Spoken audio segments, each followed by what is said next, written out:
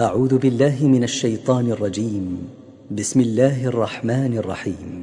الحمد لله رب العالمين الرحمن الرحيم مالك يوم الدين إياك نعبد وإياك نستعين اهدنا الصراط المستقيم صراط الذين أنعمت عليهم غير المغضوب عليهم ولا الضالين آمین۔ اللہ کے نام سے شروع جو بہت مہربان رحمت والا۔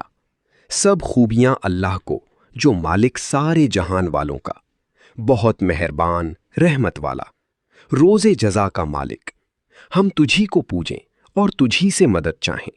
ہم کو سیدھا راستہ چلا، راستہ ان کا جن پر تو نے احسان کیا، نہ ان کا جن پر غضب ہوا اور نہ بہکے ہوں کا۔ الحمدللہ۔